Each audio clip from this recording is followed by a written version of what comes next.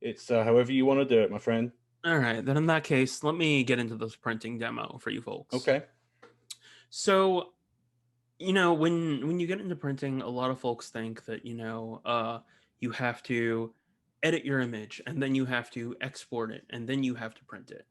And I think that's a very antiquated way of thinking about it. It's not wrong, but it's not necessarily right. I haven't been printing like that for years just because I think it's kind of stupid, and I don't think that either Windows PCs or Apple PCs really do understand photography the way that, programs like Capture One or Photoshop or Lightroom do. Hmm. So, what I've been doing, and again, this is motivated partially by an email that we got. The email was saying, and before I go on, is my audio cool, Brett? Yeah, yeah, you're good, man. Wonderful. Thank you. Before I go on, actually into the demo, the email was talking about why someone had to edit an image in Lightroom or Photoshop or Capture One and then export it as a JPEG and then print it.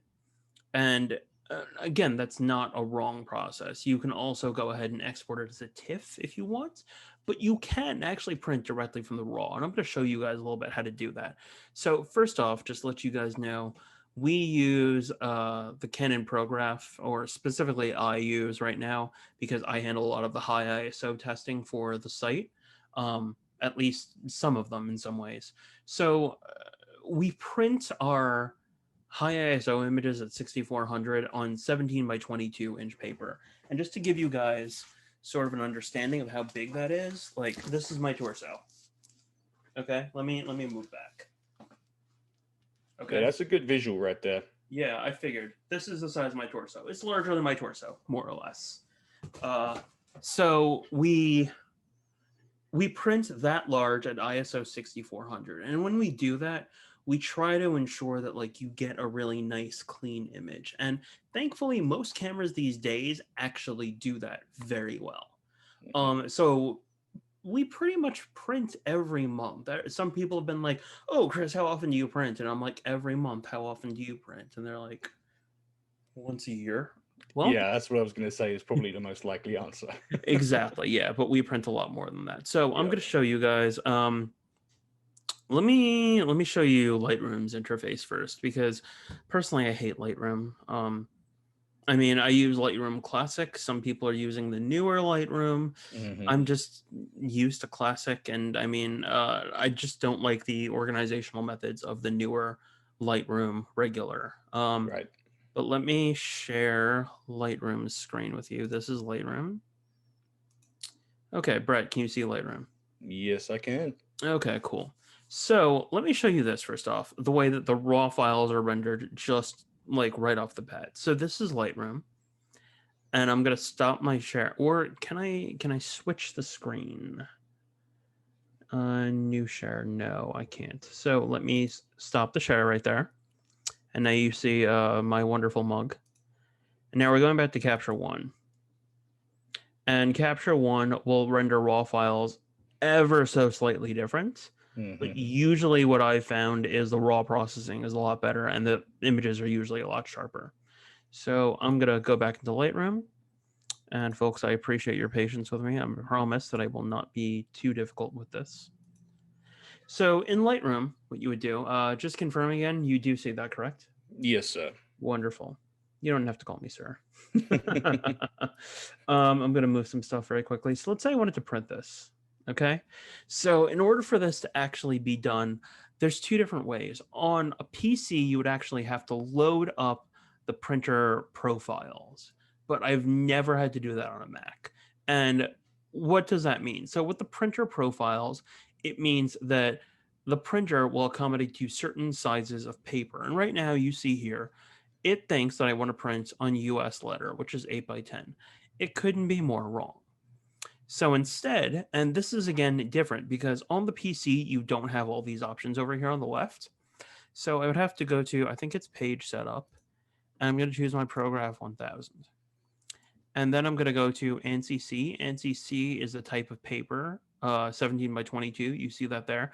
There are a lot of really, really confusing names, and we have an infographic on it that we worked with Red River on. You can check those on our website, otherwise known as our cheat sheets. So basically, now you see the paper type changes and all that kind of stuff. And over here, you can go ahead and you can like adjust certain things.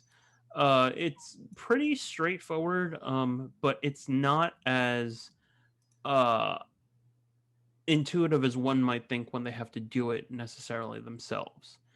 Um, and believe it or not, right now, this is the raw file. See, it's CR3 down here, and you can print directly from this raw file if you want. But I'm not going to do it in Lightroom. Again, I'm going to stop my share. And just for the sake of my sanity, I'm going to close Lightroom right now. And no, I do not want to back up the catalog. Please stop. Okay. And now we are going to go into Capture One, and we are going to see this. Cool.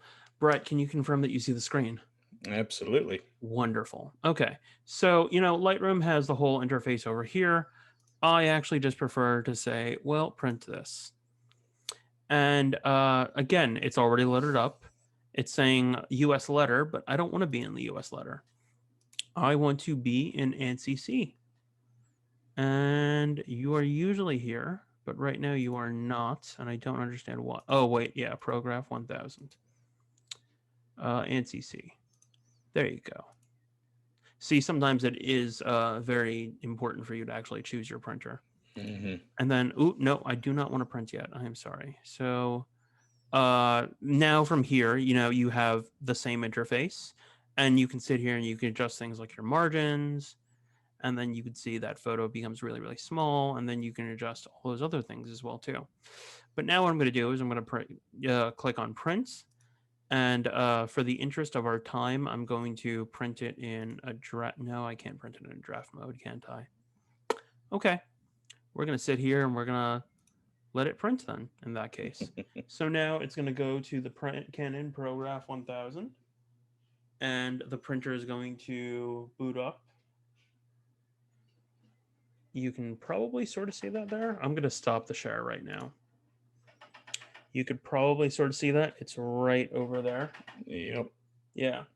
And what it's doing right now is I'll tell you, hold on. So it's doing this thing to agitate the ink. I should probably move over here. Can you guys hear me? Yeah. And yeah, you're good. The camera, okay, cool. And the camera is still on me. Wonderful. So what it's doing right now is it's agitating the ink. And the reason why it has to do that is sometimes ink, when it's not used after a while, like it starts to dry up. But at the higher end with some of these printers, and this isn't even the highest end stuff, they find ways to sort of give you more for your money. And right now you hear it. It's going. Yeah. I'm going to come back here for the moment, and we're going to talk a little bit more about printing. So I'm going to get Capture One loaded up one more time. So right now it's printing this image, right? But again, when you are editing your images, it just means that, again, I'm in CR3. You don't really have to go ahead and be like, oh, well, I need to export this right now. What a lot of people will probably do is they'll be like, oh, okay, cool. This is the image. I need to export this. So they'll then export the image, load that up, and then they'll do something like this. I'm going to have to stop the share very quickly in order to actually do it. And now I'm going to have to share my Finder screen. Let's make sure that I can do that. Brett, can you see my Finder screen? Yes, I can. Okay, cool. So what a lot of people will do usually in this case is they'll be like, okay, fine. Where is that image? And then they'll be like, okay, cool. Can you see the image that I just opened up? Yep, sure can. Okay, cool. And then they'll be like, okay, cool. Well, I need to go to print, and I need to go print it this way. And this is a pretty antiquated way of doing things. Like, it's not wrong once again, but you don't have to do it. Yeah, I mean, there's definitely ways you can certainly make this whole process much more efficient on yourself or for Yeah. yourself. Yeah. Yeah. And I mean, I'm doing that right now. It's still sometimes the printer can take a little bit more time. It depends on like how often I've been using it. I haven't printed Hmm. it I want to say 2 weeks or so, but Gotcha. you might be able to hear something from it right now. No, Um, actually, it's pretty quiet. yeah, it's not totally ready yet. What it's doing is it's sort of calibrating things right now. Hmm. That's what it'll do. So one of the big things about a lot of these bigger printers is I learned this the hard way. It will try to figure out if there's like a slight problem with the paper as well too. So I learned this from an Epson rep. Not all paper is cut straight. So Hmm. sometimes when you load the paper in, it'll jam and you'll be like, wait, what's going on? And then you'll find out, oh, the paper wasn't cut straight, but I just spent so much money on it. What the hell? Yeah, And right been now it's there printing. before. Yep. It's the worst. It's printing right now. Fantastic. Yeah, so it'll take a little while. But I guess I can show you guys a couple of prints. But before I do, it doesn't look like you guys have any questions. Does anyone have any questions on Facebook, Brett? No, not that I see. Okay. So let me get these prints. Okay, cool. These are a lot of prints. Okay. I don't even think we actually printed this much, but I highly doubt it. Okay. No, we did. Okay. Yeah, there's a few. Yeah. What is a high-end printer? A high-end Um, printer. Great question. One that is at least $1,000 and usually targeted in marketing towards professional photographers. So in this case, for Canon, it would be like the Pro 100. I think they just they announced another one with that whatever the new one is named, and then mhm. a Prograf 1000, and then larger ones. There are ones that are like basically the size of my desk and larger. T. Martin is asking, which program are you using? Uh, Prograf. to print the um it's Prograf built is the into name of the printer. Yeah. yeah, Prograf's the name of the printer. It's built right into Capture One. I was doing that with Capture One, and I could have done it with Lightroom. It's still pretty easy again to do. So a Hmm. couple prints that we've done. This is the Nikon Z5 at ISO 6400, incredibly clean. Hmm. And I'm sitting here thinking to myself, no, we didn't actually print this much, but no, we've printed this much over the years. Wow. Yeah. And I mean, I've talked to you guys a little bit before about like some of the prints that we've done. Let me move this just so it's a little easier for me right now. So the Um, printer, Martin, is the Prograf 1000 from Canon. That's the printer Chris is using right now. yes, that's correct. Sorry if I didn't mention that specifically. Let me do this because it will probably be easier. So that's the Z5 once again, and then this is the Panasonic S5. Hmm. Kind of a little difficult to see right now with all the reflections. I apologize about that. All of these, by the way, are printed at ISO 6400. This was a problem that I had with the Leica M10 and Adobe on the PC. I was able to figure it out, but this is the M10R. I really should reprint this, but you know, at this size, I'm just like, okay, fine. I get the details. Let me go to another big one. This is the Sony A7S III. Actually, this is Brett's image. Hmm. Yeah, and when I was printing it, I was like, "Oh man, this is really, really like detailed still." And you know, actually, you know, it's not as detailed as the higher megapixel cameras, but I mean, it's incredibly clean. For a 12 megapixel sensor, it was pretty impressive. Yeah, no, absolutely. This I had a mess up on the print, partially because I was running out of ink, but this is the Mm, A7C. very Um, cool. yeah, usually, like if I'm having a problem with like that, I'll just be fine because I'll still be able to see the details and I'll be able to tell whether or not it's a clean print or not. Hmm. This is the R5 at ISO 6400. I remember showing this to like a student of mine, and he was like, "Wait, really?" And I'm like, "Yeah, really. It's stupidly clean." That print is almost done, actually. I spoke too soon. It's done.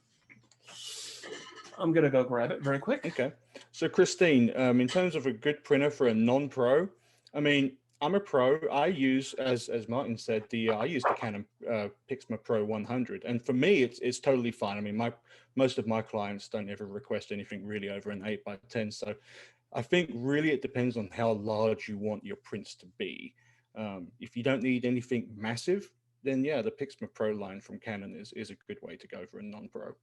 I agree with that statement 100%, but I also do believe that printers are sort of like lenses and cameras in that, just because something is designed for a pro doesn't mean that a hobbyist can't use it. Mm-hmm. And you will get that professional quality out of this. But Right.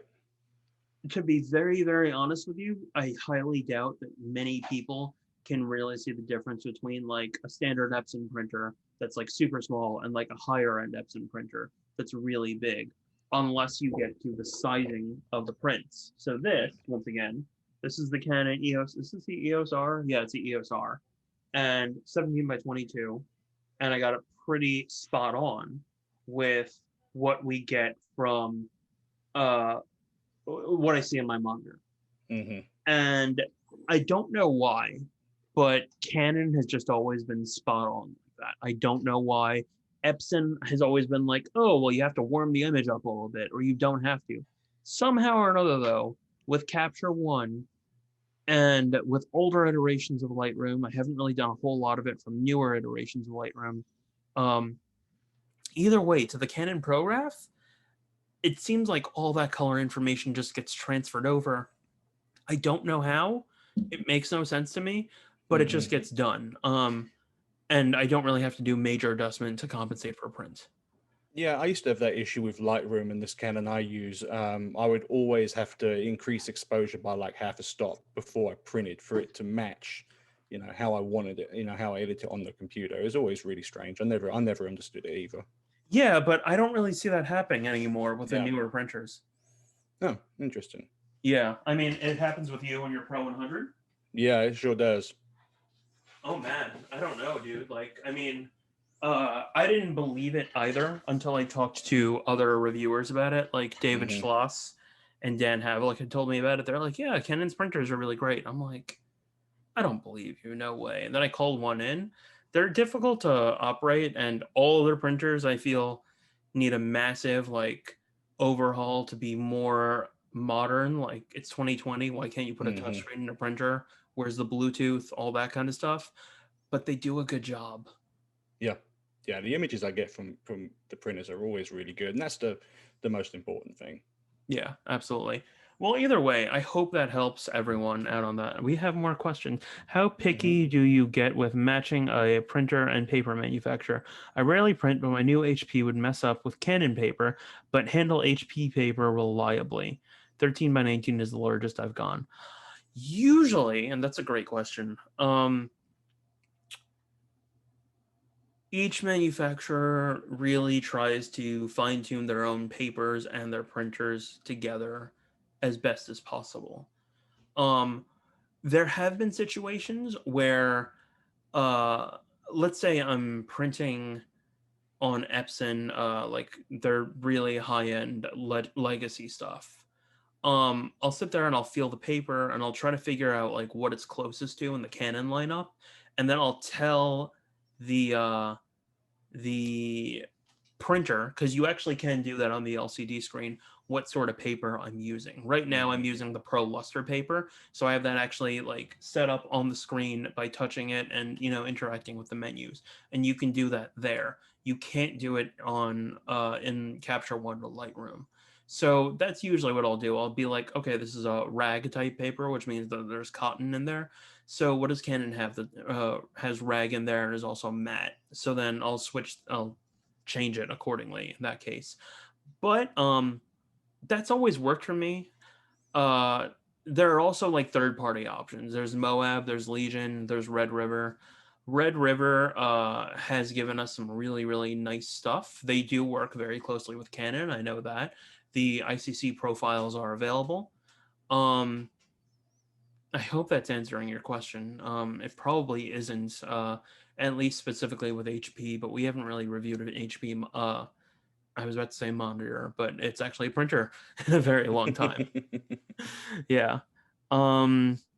Let us know if that was your question and answer your question. Okay, yes. He said it was a general question. Yeah. Let's check Facebook. Let me quit capture one. Let's check Facebook, see if there's a question. Good info. Thanks for doing the session. Trump 2020, you are a loser. Sheila saying nice. Michael saying, what's a high-end printer? Cool. I think that's it, right?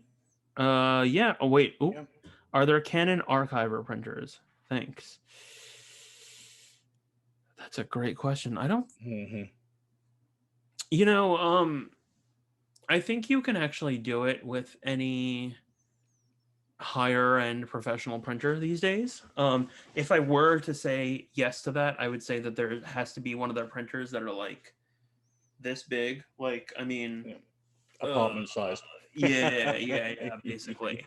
It's one of the reasons why I actually got this apartment, because like the office is huge. Yep. And just in case I need to get that. So I would say do it on that, but then it also depends a lot on the paper. Like Epson's legacy paper, they're saying that it won't fade for like 200 years or something like that. And it's the same with the inks as well. I think their pigment inks are pretty long that's life. absolutely correct. Canon, I don't think they've ever released specs on that kind of stuff.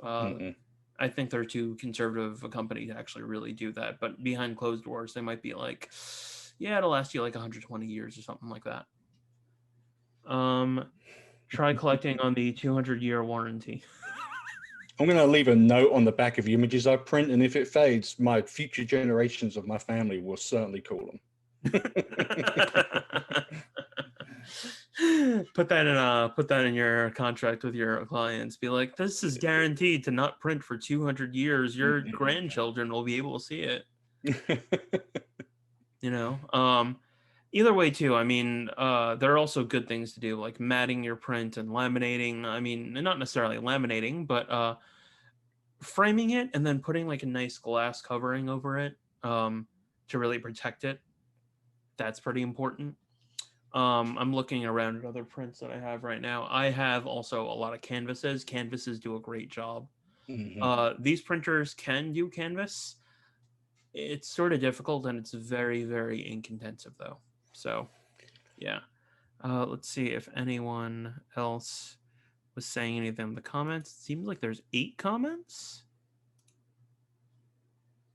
Am I seeing that correctly? Let's have a look. But I didn't really see any updates, so I'm just wondering. Yeah, that's bizarre. I just see the 1, 2. I just see the 4. Okay. Interesting. I guess that means we have done our job then, more or less. Yeah.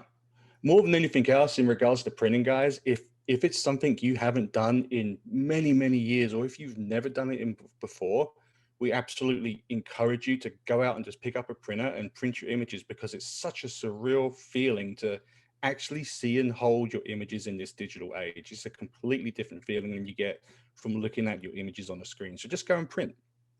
Actually, yeah, I have 100% have to agree with that. Thank you for bringing that up, Brett. I really do think that more people should be printing. There is a generation of photographers that sits there and says, you know, my image isn't done until it's printed. And, you know, I don't necessarily agree with that, but I do think that bringing your image into the real world is something completely different. And you get a totally different feeling out of it. I will say, though, that the more often you print, the more that sort of goes away, but you still become as nitpicky as little things about prints as, you know, you would be with digital. Metal options is Sanjay's other question. Not at home that I know of. I don't even know how they necessarily print on metal. Like, I've seen a bunch. Like, there are ones where it's just like printing on the aluminum, and it just looks like colored aluminum, more or less. And then there are ones where like they mat it and then they put images on there, and then it looks really beautiful. I don't think that's something I would ever recommend at home. Yeah, it's something I would leave to a specialized print lab, honestly. Yeah. It's a good question. I'm not gonna lie, it's a very solid question, but I don't think that it's really sustainable for home printing. I'm trying to think about other types of printing. There are people that print on wood, for example, and there are different processes involved there, like a Polaroid transfer or something like that. That's the most common one that I've seen. There are ways to actually like physically print on wood, but I've never done it. And I don't think any of these printers have really done it either, or you can set them up for it if they can. It's not something I've tested, or it's not something I was even briefed on. So, yeah. Either way, this has been a. Go ahead. I was going to say that's a highly, even with the metal, highly specialized things to get into, I would imagine. Yeah. Plus, in addition to that, too, you really got to figure out how to light it in that case. So maybe I should demo that, because it is a little difficult for people to realize right now and to see. So I'm going to kill this light really quickly here, and I'm going to get my flashlight very quickly. Cool. So you can see the print, right? And obviously you're seeing a little bit of reflection right now. The way that most people would light the print is like that. That's incredibly wrong for luster and glossy paper. The way to light the print is from up here. To make the light just spill out onto it, make it indirect, and you just give it enough light to let it shimmer. And again, this is for luster type paper. If it were matte, then you would sit there and do this. And that accordingly translates into where you would place it in your home. If you place it by a window or something like that, you got to think about like how the light from the window will actually reflect on the print and stuff like that. But I mean, that's why in galleries they usually just put these things down and they have like little lamps overhead or like shining directly on it or something like that.